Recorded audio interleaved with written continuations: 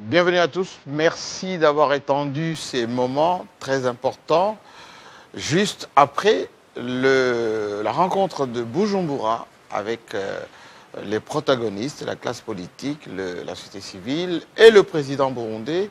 Il y avait déjà ici en RDC une initiative d'un autre religieux, le président Dodo Kamba. Il est archevêque supérieur. Aujourd'hui, nous allons faire le point sur les avancées, pour ne pas dire l'état des lieux exact de cette initiative de paix. Où en sommes-nous? Comment ça va se dérouler?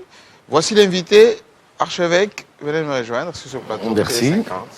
Bienvenue. Merci. Merci de venir au moment opportun, parce que au moment où on fait cette émission, certains de vos collègues religieux, pour ne pas dire et la classe politique, sont dans des avions en train de revenir ici à Kinshasa. Et demain, il y aura un grand point de presse. Installez-vous. Merci beaucoup. Pour qu'on puisse parler enfin de paix et surtout d'initiatives de sortie des crises ici en République démocratique du Congo. Je rappelle qu'il était prévu le 8 de ce mois une grande manifestation ici à Kinshasa qui allait comme point de chute le palais de la nation avec ce qui s'est passé à Bujumbura. Les opposants qui lui ont appelé à cette manifestation ont décalé pour le 22, mais il y a néanmoins des perspectives de paix pour ne pas tomber dans ce qu'on appelle l'escalade dangereuse ici en RDC. D'abord, comment vous allez? Très très bien, par la grâce de Dieu, ça va. Alors, je disais tout à l'heure que vous êtes l'initiateur. Je vous ai reçu ici il y a quelques temps. Ok. Ça avait créé beaucoup de débats, pour ne pas dire des polémiques. On a dit, mais Dodo Kamba, il se prend pour qui? Pourquoi cette initiative? Qui lui en donne le droit? Etc. Vous êtes archevêque supérieur, le président du Conseil interreligieux congolais, et des communautés unies surtout. Vous avez autour de vous beaucoup de gens. Et vous êtes initiateur de ces projets de vérité et réconciliation. D'abord, qu'est-ce que c'est? C'est un cadre de pourparlers entre Congolais, surtout les acteurs concernés dans le conflit. C'est une proposition que nous avons faite déjà par écrit. Par écrit? Tout à fait. Nous avons déposé un peu plus partout. Et nous avons estimé qu'il faille mettre en place un cadre qui permettra à ce que un travail il soit fait autour de la justice transitionnelle. Et on appelle ça Commission Vérité, Réconciliation et Cohésion Nationale. Donc ça a été cohésion nationale. Absolument. Ça permet la réconciliation. Absolument. Okay. C'est une démarche pour la paix. Il y a une crise chez nous. J'aimerais que vous regardiez cet écran. Nous avons travaillé un peu ici à Télé 50 et nous avons réfléchi autour de cette idée. Tout à fait. Et surtout les protagonistes, les uns les autres. Qu'est-ce qui se passe? État des lieux. En République démocratique du Congo, l'Union sacrée de la nation tient fermement au changement de la Constitution du 18 février 2006, un projet porté principalement par le parti présidentiel UDPS. Pour y arriver, il faudra impérativement passer par un référendum populaire, mais le projet suscite toutefois des vifs débats et des tensions politiques à travers le pays. Pour la majorité présidentielle, le texte actuel, hérité des accords de transition de 2003, présente des blocages institutionnels et ne favorise pas assez les droits socio-économiques des Congolais. Mais l'opposition et la société civile évoquent la crainte d'une présidence à vie ou un troisième mandat en faveur du président Félix-Antoine Tshisekedi. L'opposition et certaines structures de la société civile, y compris l'Église catholique et protestante, dénoncent une manœuvre politique craignant que ce changement serve à modifier l'article 220 pour supprimer la limite des mandats présidentiels et permettre au président Félix-Antoine Tshisekedi de se maintenir au pouvoir au-delà de 2028. Les acteurs de l'opposition politique accusent le pouvoir de vouloir imposer un référendum constitutionnel dans un climat marqué par l'insécurité dans l'est du pays et appellent la population à la vigilance via l'article 64 de la Constitution. Et pour matérialiser la contestation contre le changement de la Constitution, une journée ville morte a été organisée à Kinshasa, suivie d'une journée de contestation dans les rues de la capitale, dont le bilan des victimes de la répression demeure contradictoire, opposant les chiffres des autorités à ceux des partis politiques et des observateurs internationaux. Comme si cela ne suffisait pas, l'opposition a annoncé une nouvelle manifestation avant de la reporter plus tard pour des raisons d'agenda. C'est dans ce climat tendu que le président burundais Evariste Ndayishimiye, en sa qualité du président en exercice de l'Union africaine, ouvre à Kitega des consultations avec les opposants et chefs religieux. Au menu des discussions figure la crise politique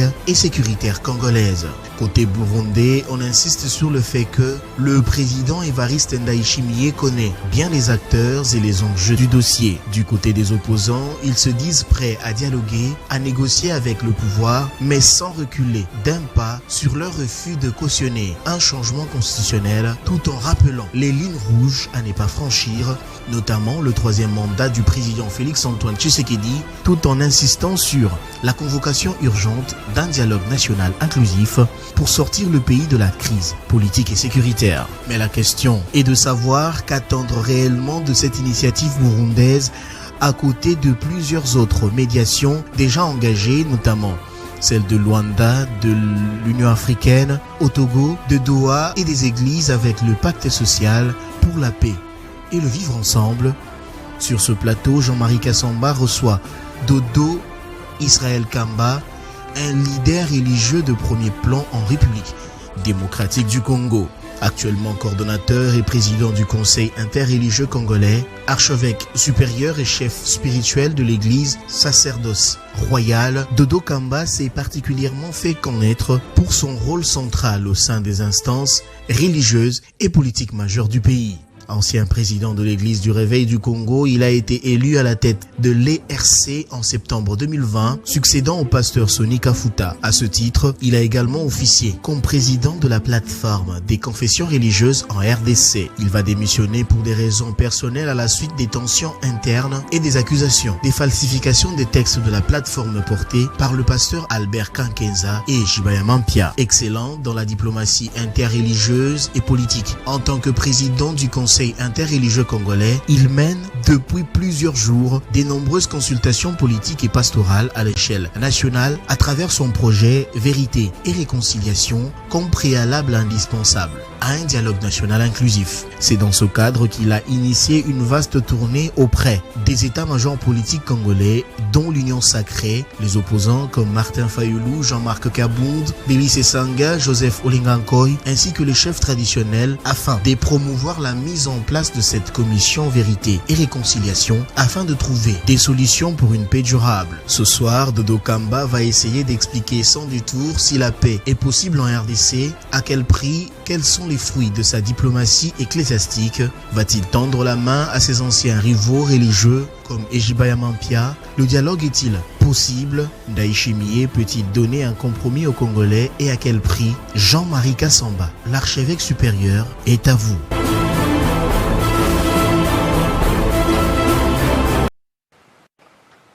Mais l'archevêque est surtout au public, à l'opinion nationale, internationale, ici au Congo, à travers le monde. Moi, j'étais à Lomé, je suis revenu il y a 2 jours, en passant par Lagos. J'ai entendu les étrangers dire, notamment les religieux, que vous avez failli, là où peut-être Monseigneur de Souza au Togo avait réussi, ou en Centrafrique, ou au Cameroun. Est-ce qu'avec votre initiative Justice et Paix, qui adhère? Vous avez rencontré beaucoup de gens, on a vu, beaucoup de gens, presque tout le monde. Qui adhère? Merci, M. Jean-Marie. Je suis très content que vous ayez évoqué ce sujet de cette manière-là. Parce que, au fait, je suis à la tête des CIC, comme vous l'entendez, où il y a plusieurs chefs religieux. Nous avons été inspirés de faire ce travail et de proposer à la nation cette commission en amont. Parce que elle a déjà existé en 100 ans, en 2003. Nous avons été inspirés par ce qui avait été fait en Afrique du Sud par le révérend Desmond Tutu. Desmond Tutu, Paix à son âme. Ah, voilà. Donc, mais malheureusement, ça n'a pas abouti, tout simplement parce que cette commission a été mise en place après que le poste et le pouvoir étaient déjà partagés et entre les mains de différents auteurs des crimes, et ça n'a pas abouti. Et ils se sont protégés les uns des autres, amnistiés les uns les autres. En quelque sorte, parce que cette commission a reçu même des menaces de la part, de la part des autorités de l'époque. Ça n'a pas été facile. De cette commission, il ne reste qu'une seule, 2 personnes en vie. Tous sont décédés parce qu'on leur menaçait de mort. Et je ne suis pas étonné que ce soit également ces manœuvres qui ont abouti à ces pertes de vie de personnes importantes. Qui adhère à votre initiative? Alors, parce qu'elle a l'air louable. Vérité et réconciliation. Nous avons pensé. Cohésion nationale. Nous avons pensé que cette fois-ci, du fait que nous sortions, nous sommes en train de penser pouvoir. Enfin, nous pensons sortir de cette guerre, bien qu'elle continue encore. Ça nous dérange énormément, mais nous avons pensé que pour le pourparler, avant qu'il y ait le dialogue, il faudrait forcément, il faille ici, que cette commission soit mise en place. Question ici d'établir au moins les responsabilités. Est-ce que c'est un tribunal que vous voulez mettre en place? Du tout, parce que nous faisons recours. Qui va répondre? Qui va être mis au banc des accusés? Nous faisons recours à la justice transitionnelle, qui est différente de la justice pénale. Donc là, nous pensons approcher des gens qui auront cette bonne foi de pouvoir regretter de leurs actes. S'amender. Et nous utilisons nos termes. Absolument. De part et d'autre. Absolument. Il ne faut pas, quand on dit s'amender, ça veut dire que les gens qui ont pris les armes, il y en a aussi qui n'ont pas pris des armes, qui ont commis des bévues, des crimes, des situations regrettables. Absolument. Oui. C'est-à-dire, nous allons utiliser nos méthodes. Nous parlons de la repentance. C'est-à-dire, la repentance, ça vient du mot grec qui dit métanoïa, changement de mentalité. Donc, c'est un travail psychologique que nous faisons, que nous proposons à ces sujets. Et là, vous avez posé la question pour savoir qui adhère. Qui adhère? Absolument. Vraiment, j'insiste. Hein? Je suis là, je vais vite vous informer que nous avons fait la ronde ici dans la capitale où nous avons rencontré quelques acteurs politiques, notamment de la majorité, absolument. De la majorité comme de l'opposition principalement. Je vois déjà cette crème qui s'est rendue au Burundi. Oui. Donc nous avons eu le temps de les consulter et tous unanimement. Bon, chacun ils ont posé des questions pour se rassurer et si ce n'était pas une manœuvre de pouvoir endormir les idées ou diluer, peut-être, voilà. Mais nous avons rassuré que pour nous, nous pensons que cette commission devra être un préalable avant le dialogue. Pour qu'il y ait un dialogue qui soit sincère, qui produise des résultats, il faudrait penser d'abord à mettre en place cette commission. Il sera piloté par qui? Cette commission, telle que nous la proposons, elle devrait être conduite par les religieux, principalement, et quelques membres de la société civile. Religieux, ça veut dire écuménique? Ou religieux, leader d'opinion? Parce qu'on vous a vu, les 7 regroupements que vous avez été, là, pour la CENI, pour d'autres, etc., vous ne vous entendez pas du tout. On a vu pour la mise en place de la CENI, comment vous êtes empoigné. Bon, écoutez... Le consensus va venir comment? Il y a des éléments probants qui vont nous faciliter de trouver les acteurs ou les leaders, le présidium qui pourra diriger cette commission. Aujourd'hui, nous parlons même d'un mécanisme de paix. En réalité, ce serait un travail qui se fera en amont et en aval en même temps. Vous savez, pendant que nous réfléchissions sur cette commission, nous avons eu la crainte qu'il y ait une recrudescence et résurgence des violences que nous avons déplorées jadis. Et aujourd'hui, nous ça me fait très mal que nous soyons focalisés sur d'autres choses alors que beaucoup de Congolais continuent à mourir. Je ne sais pas si la question de la paix préoccupe certaines personnes. Moi, j'aimerais bien que la régie nous envoie la photo de Bujumbura. Et la question que je vais poser, c'est concernant la vérité, pour ne pas dire la sincérité des protagonistes. Parce que quand on voit la délégation qui est partie au Burundi, on a l'impression que ce sont toujours les gens de premier plan. Au niveau de Kinshasa ici, entre réfugiés d'abord, vous ne tombez pas d'accord. Et puis, au niveau de la classe politique, on semble marginaliser les acteurs de premier plan, comme les Moïse Katumbi, Joseph Kabila, Matata Mponyo, etc., qui sont, eux, à l'étranger. Moi, la question que je vais vous poser, et on nous mettra la photo tout à l'heure, c'est cette initiative de paix que vous avez proposée à tout le monde. Là, ils vont revenir de Bujumbura. Ils vont tenir un point de presse demain. Nous savons déjà les préalables qu'ils ont posés là-bas. On ne va pas anticiper sur ce qu'ils vont dire. Mais globalement, il y a beaucoup de radicaux de part et d'autre. Du côté du président Tshisekedi, on dit non, ceux qui ont pris les armes, non. Ceux qui sont à l'Est, non. Ceux qui ont des crimes contre l'humanité, non. Et ceux qui sont de l'autre côté, les opposants, disent sans les acteurs de premier plan, il n'y a pas concertation, il n'y a pas dialogue. Sans Joseph Kabila, sans Moïse Katumbi, sans Franck Diongo, etc. Maintenant, vous les religieux, en l'occurrence vous-même, quel est l'argument que vous allez utiliser, d'abord pour persuader les vôtres, les religieux, à vous suivre dans cet élan, et des deux, comment vous allez convaincre le pouvoir, la majorité présidentielle. Vous avez vu Mbata, n'est-ce pas? Tout à fait. Comment vous allez le convaincre de mettre de l'eau dans son vin? C'est ça la question fondamentale que j'entends. Non, vous savez, nous avons d'abord nos méthodes à nous. Cette question, on s'est posé, enfin, nous avons eu le temps de réfléchir sur ça. Oui. Au début, d'abord, quand il a été question d'aller consulter les opposants qui avaient une image de nous. Alors, il fallait frapper à la porte, ça n'a pas été facile.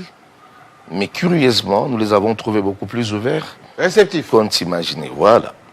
Alors, ce qui a fait que pendant les échanges, nous avons employé nos méthodes pastorales. Oui, je sais que vous êtes quelqu'un de très formé, notamment un grand diplôme au Canada, il n'y a pas longtemps. En termes de la théologie, vous maîtrisez un peu même en termes de géostratégie. Moi, la photo dont je vous parlais, c'est celle-ci. Oui, donc ce n'est... Regardez, Cholet à côté des Jiba, ils ne s'entendent pas du tout. Si on vous ajoutait à côté, comment vous allez convaincre le Dieu à s'entendre? Non, ne vous en faites pas, ce sont des serviteurs de Dieu. Déjà pour nous, nous avons des cadres qui nous permettent d'échanger et de nous comprendre. Et ça, c'est la phase la plus facile pour nous. Déjà, je vous fais savoir que cette commission a été évoquée dans certains projets que, par exemple, la Senko avait eu en son temps, le tandem Senko-SCC. Mais seulement, là où on ne se mettait pas d'accord, c'était le moment, la période où il fallait faire intervenir cette commission, où nous avons pensé qu'il a été meilleur de pouvoir anticiper. En amont. Mettre ça en amont et en aval en même temps. C'est-à-dire commencer ce travail qui, en réalité, permettra à ce qu'il y ait une médiation qui pourra tendre, à la mesure du possible, à la décrispation politique, à l'apaisement. Parce qu'ici, si nous voulons d'un dialogue sincère, inclusif et surtout productif, il faudrait qu'on tienne compte des préalables pouvant amollir la terre, le terme que j'aime employer. Amollir la terre. C'est-à-dire préparer... Adoucir les tensions. Absolument. Préparer les gens à pouvoir se rencontrer. Sinon, il ne faudrait pas que nous en arrivions à une asphyxie qui va amener le pays à subjuguer. Alors, quand je parle de la majorité présidentielle, je vois les deux PS, Mbata et toute l'union sacrée qui s'écramponne en ce moment sur le changement de la Constitution. Mais les opposants, eux, appellent aux manifestations anti-changement de la Constitution. Est-ce que votre vérité et réconciliation, en amont, va dissuader la majorité présidentielle à freiner les choses, ou, maintenant que la loi référendaire est déjà avalisée au niveau du Parlement, la Cour constitutionnelle peut-être bientôt va donner son avis sur la constitutionnalité, et le président pourra même promulguer. Est-ce que vous allez dissuader tout ça? Pour dire... Ce n'est pas dans notre intention de dissuader quoi que ce soit, oui. Mais les termes que j'aimerais employer, ce serait de faire des recommandations pouvant faciliter les choses. Parce qu'ici, je crois que les réformes constitutionnelles ou institutionnelles sont importantes, oui. Pour le pays. La loi référendaire est tout à fait logique. Absolument. Le Parlement a pour vocation de voter les lois. Tout à fait. Donc, mais l'opportunité aussi pose problème. Bon, le problème de l'opportunité, ça dépend de l'interprétation des textes et de l'appréhension des choses. Mais ici, j'aimerais évoquer un élément important pouvant nous faciliter la tâche. Parfois, nous nous compliquons la tâche nous-mêmes si nous ne créons pas le cadre propice pouvant nous permettre de bien expliquer pour que les autres élucident. Je vous donne un exemple simple. Aujourd'hui, j'ai suivi que, par exemple, le président d'Élysée Sanga serait dans le groupe qui s'oppose, mais autrefois, il a évoqué cette question de réforme constitutionnelle. Mais pourquoi il s'opposera aujourd'hui? Parfois, je pense que... Il dit que l'angle qu'il avait proposé, c'est pas c'est pas la même chose. Ce sont deux paramètres. Ce sont des questions... Aujourd'hui, on vise changement de la Constitution pour perdurer au pouvoir. Lui voulait des réformes pour améliorer la gouvernance. Si ça peut être la question qui fait peur, en réalité, à mon avis, je recommanderais à toutes les deux parties de trouver les cadres qui leur permettent de se comprendre. Vous savez, et aujourd'hui les gens entendent parler de tout ce qu'il y a, ceux qui veulent à ce que ça change, d'autres qui disent non. Mais en réalité, il faudrait qu'il y ait aussi des éléments qui permettent aux gens de comprendre les bonnes raisons d'y parvenir. Et si le travail s'est fait en sourdine, en quelque sorte, et aussi de manière à propager les nouvelles qui peuvent amener certains à comprendre les bonnes raisons pour lesquelles nous démarchons pour une cause, ça peut faciliter les choses. Voilà pourquoi nous, dans le cadre, nous avons vu des choses un peu plus loin. Nous avons pensé établir un pont, parce que nous sommes des pontifes en même temps, pouvant rapprocher les uns des autres. Vous avez des idées, vous pouvez les échanger entre vous. C'est un mécanisme qui rapproche, qui atténue un peu les ardeurs. Et dans l'entretemps, c'est dans ces cadres-là que vous pouvez expliquer les choses de manière aussi facile à comprendre. Et si jamais ça n'aboutissait pas, vous pouvez entreprendre le reste des démarches. Moi, je trouve que c'est actuellement, les choses sont parties telles que les gens accusent injustement. C'est soupçonne. Mais voilà. La question que tout le monde s'est posée, Dodo Kamba, c'est comment et pourquoi vous avez été mal compris? Parce que finalement, tout le monde arrive à ce que vous avez initié. Vous avez commencé à dire, parler à tout le monde, vous étiez prêt même d'aller à Goma rencontrer Nanga. Vous étiez prêt, et vous l'avez fait d'ailleurs, à rencontrer tous les opposants et le pouvoir. Et enfin, vous avez proposé un cadre de concertation qui est ces cadres de réconciliation, pour ne pas dire justice transitionnelle. Mais la question c'est pourquoi vous avez été combattu? Après notre émission, j'ai eu beaucoup d'interpellations, pour ne pas dire des commentaires, parfois acerbes vous concernant. Pourquoi? Je ne sais pourquoi vous gênez? Je ne sais pas pourquoi, mais et pourtant, bon, c'est aussi un problème de compréhension. Il y en a qui On vous prête des intentions. prêtent des intentions aux gens, comme on dit, le procès d'intention. Mais bon, ils sont libres de le faire, mais par moment, il faudrait s'en passer de certains sentiments. Aujourd'hui, ils vous rejoignent, non? Je l'espère, parce que, au fait, quand je vois toutes ces figures ici réunies autour du président Ndayishimiye, j'ai dit, je sais déjà de quoi est-ce qu'il sera question et comment ils vont parler. Parce que nous avons dans notre rapport tout ce qu'ils veulent, tout ce qu'ils réclament, par exemple. Et nous avons disposé cela aux autorités compétentes. Mais le problème, c'est que la motivation que nous avons parfois n'arrange pas certaines personnes. Parce que notre motivation première, c'est d'abord les vies humaines. Voilà. Aujourd'hui, moi, en tant que pasteur, j'ai mal au cœur de voir le Congolais continuer à mourir à l'est de la République. Les militaires que nous perdons tous les jours, qui meurent, il y a des veuves militaires, des orphelins dans l'entretemps. Lorsque les choses durent de cette manière sans qu'il y ait une solution pérenne et durable ou efficace, pouvant arrêter ne serait-ce que ce moment de tragédie qu'a traversé notre pays à plus de 3 décennies, pour moi, je ne serai jamais en paix.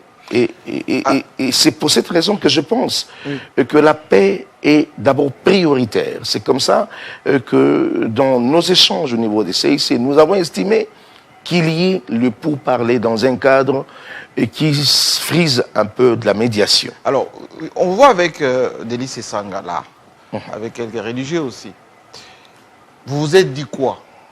Est-ce que le radicalisme de Sanga ou certains vous gêne, comme le radicalisme de Mbata, parfois certains ont des DPS, etc. Mais moi, je voulais savoir, est-ce que vous êtes capable de faire changer d'avis Sanga qui revient de Bujumbura, toujours avec les mêmes revendications? Le jour que vous aurez l'occasion d'échanger avec cet homme que je respecte bien, président Délice Sanga. C'est prévu déjà, je vais le recevoir aussi. Alors, il vous dira que nos échanges ont été fructueux. Au fait, il a émis de certaines craintes, il les a exprimées. Il voulait d'abord se rassurer que nous n'étions pas en train de vouloir voilà, vous n'êtes pas l'envoyé de Félix Tshisekedi pour endormir l'opposition. Alors, nous avons bien expliqué les choses et au finish, il a dit, si ce que vous dites est bien sincère, de manière dont je suis en train de voir les choses, l'idée n'est pas mauvaise. Nous avons abouti à des conclusions, vous le trouverez dans nos rapports, même dans le site des CIC, c'est-à-dire tout le monde, chacun à son tour, a réussi à nous comprendre. C'est ça l'essentiel. Nous avons obtenu au moins une attention de la part de toutes ces personnes importantes de notre pays, les opposants qui réfléchissent, et je ne me retiendrai pas lorsqu'il faudrait retourner vers eux, échanger, évoluer, avancer. C'est la question que j'allais vous poser. C'est la question que j'allais vous poser. Est-ce que, en filigrane, il y a un problème de leadership? Est-ce que Dodo Kamba veut régenter les choses? Comme à l'époque des églises des réveils, c'est-à-dire que vous avez laissé des Jiba d'après l'opinion, qui a échoué dans la mission de rassembler autour de tous les religieux pour aboutir à modifier la Constitution. Est-ce que vous avez des visées de gérer cette plateforme pour encadrer tout le monde à court moyen terme? Aujourd'hui, ou vous êtes juste un messager de paix, un diplomate qui veut rassembler les gens sans calcul?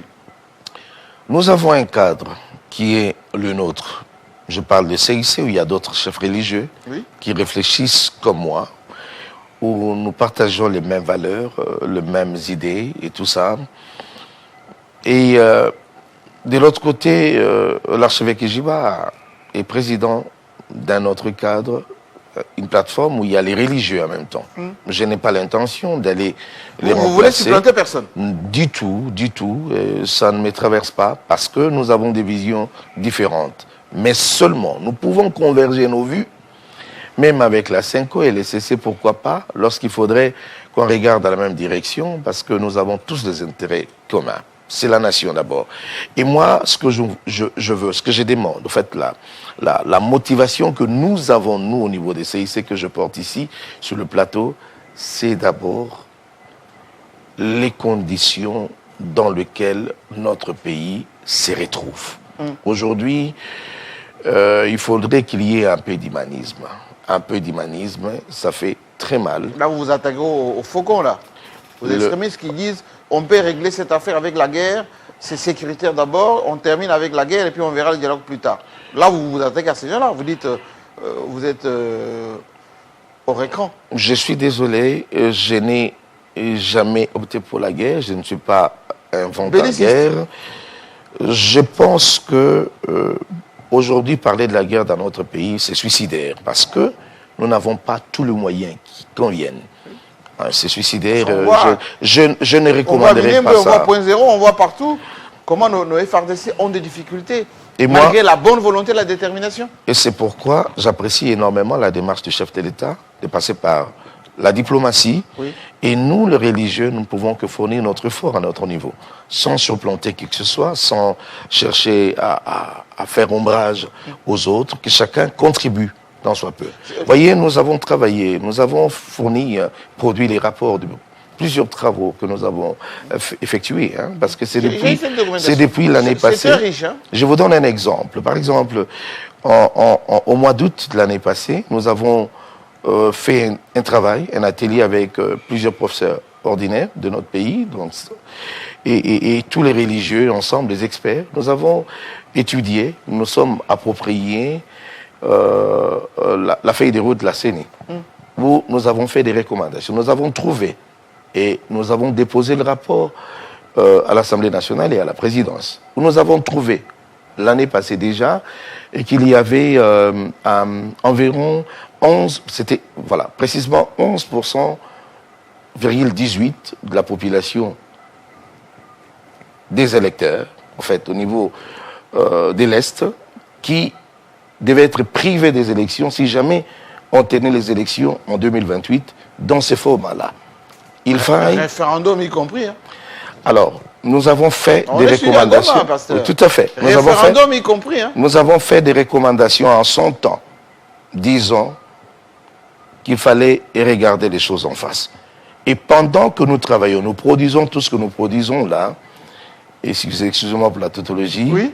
Nous ne réclamons rien, nous ne prenons rien de la caisse de l'État, nous pensons simplement... Même sur le ministre de la Justice, là vous êtes à ministre absolument. De la Justice. Oui. Et nous l'avons vu, et je crois que vous trouverez également sa réponse, sa déclaration lors des échanges que nous avons eus dans le rapport à mi-parcours que nous avons produit. C'est-à-dire ici, je le dis vraiment avec mon cœur, c'est que nous sommes motivés et enthousiasmés même dans notre lutte pour pouvoir apporter quelque chose dans notre pays. Je me dis moi-même, entre nous, Président Jean-Marie, il ne faudrait pas que les générations qui viendront après nous pointent de doigts. Et vous étiez là. Ah ben, vous n'avez rien fait. Était là. Vous n'avez pu rien faire pour notre pays. Il n'a pris aucune initiative. Aucune initiative. Pour apaiser la situation. Moi, je me décharge de ces fardeaux aujourd'hui. J'ai dit, j'apporte ce que je peux apporter, ensemble avec les autres religieux qui sont avec moi. Ce n'est pas la course au leadership. Voilà, au leadership ou à une proclamation ou être plébiscité ou quoi, que ce soit. C'est ça la guerre entre vous. Ou à être nommé ou à être... Voilà, on n'a pas besoin de tout cela. On a vu que pendant la transition, les religieux sont retrouvés, Mosengo était là au Parlement, on a vu des sénateurs, etc. Est-ce que Dodo Kama n'a pas ses visées? Je le dis, à chaque fois que mon pays aura besoin de moi pour rendre une tâche, remplir une responsabilité, je le ferai sans aucun problème. Ma visée, ma vision, mon objectif à atteindre, c'est de pouvoir apporter, ne serait-ce que la paix en tant que serviteur de Dieu, comme ma vocation me demande. C'est quoi l'agenda maintenant? Et l'agenda, c'est que nous avons fini avec les rapports. Les rapports à mi-parcours, nous avons produit quelques éléments, c'est-à-dire nous avons documenté ce que nous avons fait comme travail, qu'on a déposé aux différents endroits, aux À acteurs tous les niveaux, politiques, on voit là, ministre au de la niveau de la Justice, les présidence. opposants. Voilà. Maintenant, l'agenda après Bujumbura, c'est quoi? Vous allez vous rapprocher de ceux qui y étaient, vous allez apporter encore la bonne nouvelle, ou vous attendez qu'on vous approche? Nous continuons à faire notre travail de prélat, celui de pouvoir lancer la sonnette d'alarme au sujet de ce problème préoccupant de notre pays, la paix en priorité. Et le reste des choses, on peut le mettre de côté. Et surtout, il y a des gens aujourd'hui qui parlent du dialogue. Oui. Nous ne voulons pas du dialogue bonificateur, où on sera en train de plébisciter, presque plébisciter les gens qui ont tué les Congolais, ou encore donner de la place à ceux qui ont milité pour leur propre cause et les raisons égocentriques. Mais nous voulons à ce que, lorsqu'on parlera du dialogue, que ce soit des échanges qui avancent le pays. Quelle est votre vision du dialogue? Votre format à vous? Le format du dialogue, Oui.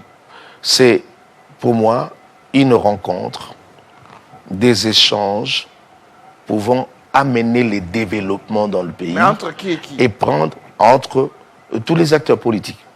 Sans exclusif.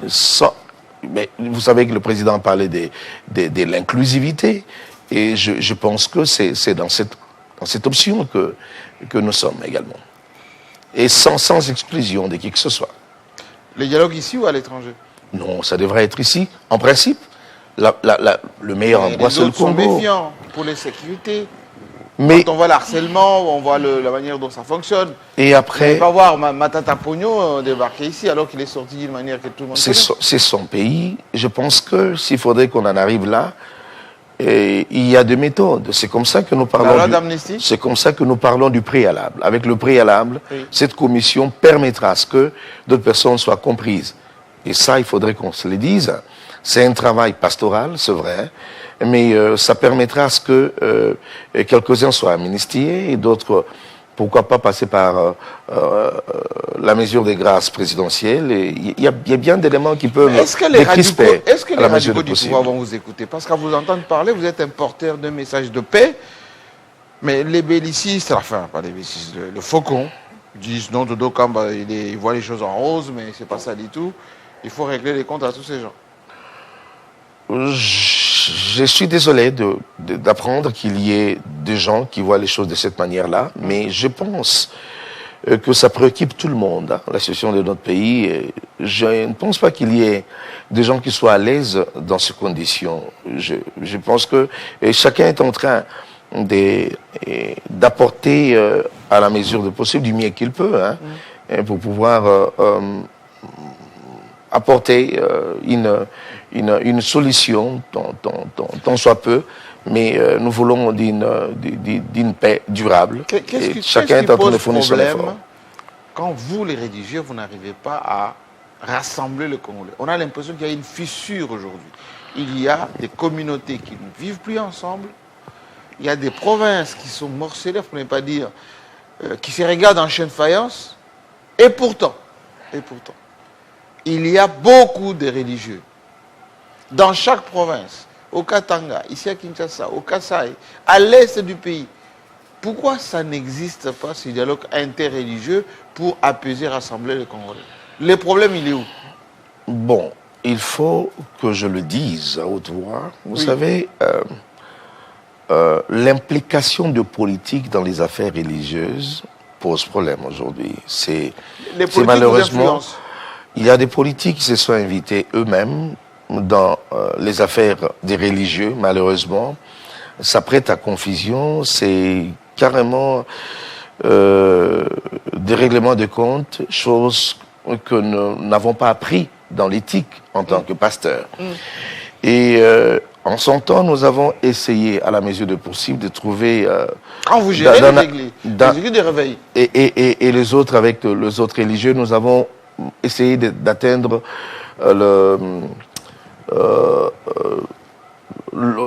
l'homogénéité. L'écuménisme. Absolument, qui dépasse un peu ce niveau-là de l'écuménisme. L'homogénéité, on a atteint un niveau où on s'est représenté comme un corps, à un certain moment où, vous voyez, les musulmans, le chrétien, les autochtones et autres, on parlait tous des mêmes langages, ça, on a quand même réussi à l'avoir. Et je me donne encore beaucoup plus de chance. C'est du slogan. On voit aujourd'hui au sein de l'Église catholique des évêques, des prêtres qui contestent la Sen'Ko. Et ce n'est pas un bon signe dans notre pays que les gens soient en train de s'entre-déchirer de cette manière et les communautés se diviser. Ce n'est pas un très bon signe. Nous avons tous le devoir de travailler, de militer pour que finalement que le Congolais soit ensemble. Quel est le degré de sincérité avec les chefs coutumiers que vous avez là? Parce que je vois celui du Congo central, je vois celui du Kasaï. Quel est le degré de sincérité? Quand on connaît parfois les niveaux du tribalisme, pour ne pas dire du régionalisme qui existent. Je les ai vus par contre ensemble. Ensemble et partageant... Pour au pouvoir ou pour au peuple? Bon... Eux, les chefs coutumiers. Pour au pouvoir ou comment? Ou pour le peuple? Non, mais ça veut dire quoi? Pour pouvoir, ça veut dire fasciste. Oh non, mais vous savez qu'aujourd'hui, il faut quand même qu'il y ait la différence. Nous sommes un peuple civilisé. Quand vous avez un président de la République, vous pouvez ne pas être de son parti politique ou de son courant politique, mais du fait qu'il soit le chef de l'État, vous êtes censé être il est plus proche. président de tous les Congolais, certes. Absolument. Mais et là, tous les Congolais ne voient pas les choses de la même manière que lui. Évidemment, il faudrait changer cette façon de voir. Parce que si aujourd'hui, l'on voit le prélat catholique plus proche du président, il faudrait qu'il comprenne d'abord qu'il est le président de tout le monde. Il ne faudrait pas qu'il y ait des préjugés ou des intentions. Voilà. Oui. Aujourd'hui, je pense que ces religieux, ces chefs coutumiers sont loyaux. Ils veulent rester corrects face aux lois du pays et ils considèrent le président comme les leurs et ils travaillent ensemble pour le bien du pays. Ils sont proches de la population parce qu'ils vivent avec la population. Est-ce que c'est par contrainte ou c'est par idéologie qu'ils le sont? Non, je ne pense pas que ce n'est pas par contrainte. J'ai vu les... C'est par conviction. C'est par conviction. D'abord, moi, je pense que c'est ce que j'ai trouvé en eux. Vous voyez, Président Jean-Marie, la particularité que nous avons de notre côté, c'est que nous ne relayons pas les pensées et le courant politique. Nous initions des choses qui amènent le politique à s'adhérer, à apprécier et à suivre. C'est ça l'idée religieuse. En fait, nous n'avons pas de barrières. Nous avons de l'autre côté ceux qui sont la majorité au pouvoir et ceux qui sont à l'opposition. Nous restons les pasteurs de tout le monde.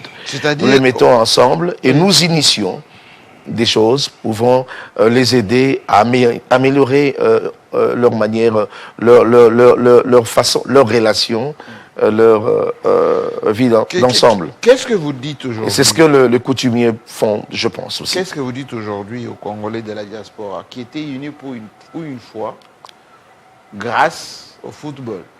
Maintenant qu'on est sorti du mondial, chacun a récupéré un peu ses acquaintances, pour ne pas dire son obédience, etc. Les Congolais de l'intérieur, là, représentés par ces chefs coutumiers, je vous ai dit, sont divisés.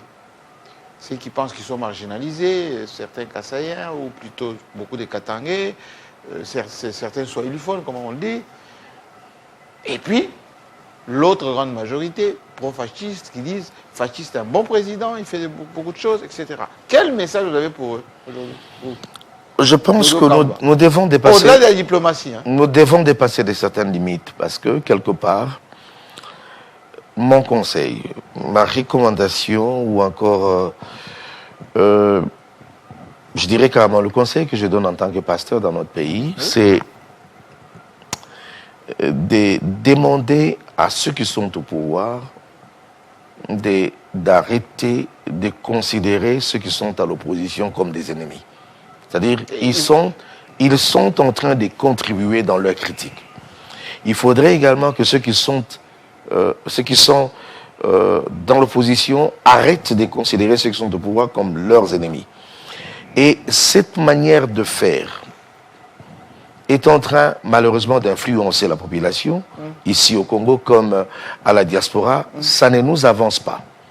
Je pense humblement que lorsque un opposant critique la politique ou la façon de faire de ceux qui sont au pouvoir, c'est dans l'idée, au fait, de montrer que si c'était moi, par exemple, je ferais mieux. Ah, pourquoi ils sont diabolisés alors? Attends. Pourquoi ils sont criminalisés? Non, on dit même qu'ils sont du mauvais côté de l'histoire. Parce qu'ils sont dans l'opposition. Parfois, les méthodes qu'ils emploient aussi. Il faudrait qu'il y ait des bonnes méthodes d'employer. Parce qu'au fait, lorsque vous critiquez, vous devez le faire en tenant compte de la liberté des autres et de la dignité des autres et des institutions du pays qu'on ne peut pas jeter en pâture ou pasteur, humilier. Votre collègue Moïse Mbié s'est exprimé. Vous avez vu les bazookas qu'il a reçus? Il était obligé de se redire, de revenir, pour ne pas dire au bon sentiment. Alors qu'il n'a dit que c'est qu'un homme libre pouvait dire. Donc, du coup, les autres ne peuvent pas s'exprimer. Non, moi je pense que... Son fameux lépreux lui a valu... moi je pense que l'expression qui peut construire oui. doit éviter des qualifications. Je peux vous dire... Le mot lépreux était maladroit. Ben, je pense que c'est une figure de style. Je dirais indécent. Indécent. Ouais. Okay. Je préfère. Mais parce qu'au fait, figure de style. Mais qui n'a pas sa raison. Parce qu'au fait, je vous donne un exemple. Il a parlé du vin. C'est peut-être ça. Oui. Au fait, je ne sais pas très bien justifier ou expliquer ce qu'il a dit. In extenso, il a dit il y a des pasteurs qui boivent du vin, qui se retrouvent et qui parlent politique, qui parlent changement de constitution, etc. Ah ben, je suivis. Moi, je dirais carrément, à mon avis, le pasteur était en train de prêcher. Il n'a cité les noms de personne. Oui. Et pourquoi il a été bousculé alors? Ben, je ne sais pas si les choses sont arrivées à ce niveau-là, jusqu'à ce niveau-là, pourquoi et quelles sont les raisons. Mais je pense qu'ici, que c'est lui qui ne se reprocherait pas dans ce qu'il a dit, dans ses propos, n'avait pas besoin de réclamer quoi que ce soit. Par exemple, j'ai vu aussi à la télé, quelquefois, même dans mon téléphone, j'ai vu des images où on me mettait des dents parmi les personnes... Les lépreux. Voilà. Ben, moi, parce que vous êtes Kassaïen. Ben, peut-être ils ont leur raison de pouvoir nous qualifier de cette manière, mais je ne m'en fais pas parce que je ne les reproche pas. Est-ce que les pasteurs kassaïens sont forcément des fatistes? Non, du tout. Moi, je pense que... Est-ce qu'il y a une dose de tribalisme dans les pasteurs? Il faudrait qu'on les mette de côté. Ça n'a jamais existé parce que moi, j'ai... Il n'y a pas un mot que vous dites entre vous, il n'y a pas de conciliambule pro-fati au sein des mouvements religieux? Mais nous respectons les opinions des uns et des autres.